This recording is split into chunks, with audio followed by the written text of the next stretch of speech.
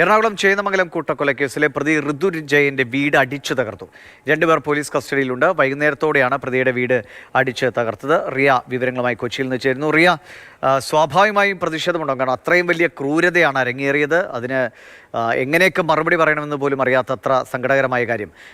എപ്പോഴായിരുന്നു വീടിന് നേരെ ആക്രമണം? പോലീസ് എന്ത് പറയുന്നു? നാട്ടുകാരുടെ നേതൃത്വത്തിലായിരുന്നോ പ്രതിഷേധം? ദിവിഷ്, അന്ന് ഈ പ്രതിയായ ഋതുവിനെ പുറത്തേക്ക് ഇറക്കുമ്പോൾ തന്നെ വലിയ രീതിയിലുള്ള പ്രതിഷേധവും അടക്കം നാട്ടുകാരുടെ ഭാഗത്തുനിന്ന് ഉണ്ടായിരുന്നു. ആ ദൃശ്യങ്ങളൊക്കെ പുറത്തു വന്നതാണ്. ഇന്നിപ്പോ 6 മണി 6:30 സമയത്തോടു കൂടിയാണ് ഋതു വിജയന്റെ വീട് അടിച്ചു തകർത്തത്. ജനൽ ചില്ലുകൾ പൂർണ്ണമായും തകർത്തു. വീടിന്റെ പടികൾ കോൺക്രീറ്റ് ഇടിച്ച് തകർത്തിട്ടുണ്ട്. അതുപോലെ തന്നെ കസേരകൾ തകർത്തിട്ടുണ്ട്. വീടിന്റെ ഉൾഭാഗത്തേക്കും വാതിലുകൾ അടക്കം തകർത്ത രീതിയിലാണ് ഇപ്പോൾ ഉള്ളത്. വടക്കേക്കര പോലീസ് സ്ഥലത്തെത്തിയിട്ടുണ്ട്.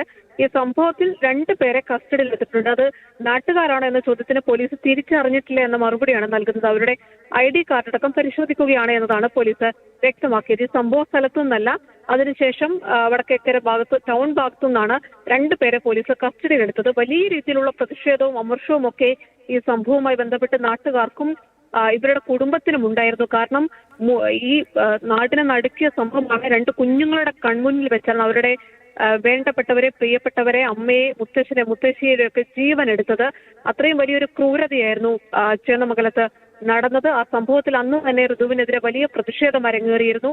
അതിന് പിന്നാലെയാണ് ഇപ്പോൾ വൈകുന്നേരം 6:00 കൂടി ഋതു വിജയന്റെ വീട് പൂർണ്ണമായും ഒരു തരത്തിലുള്ള ഒരു കണിക പോലും അർഹിക്കാത്ത പ്രതിയാണ്. അത്രയും വലിയ ക്രൂരതയാണ്. ആ കുഞ്ഞുങ്ങളുടെ കരച്ചിൽ, നിലവിളി നമ്മുടെ മനസ്സിൽ നിന്ന് മായുന്നതേയല്ല.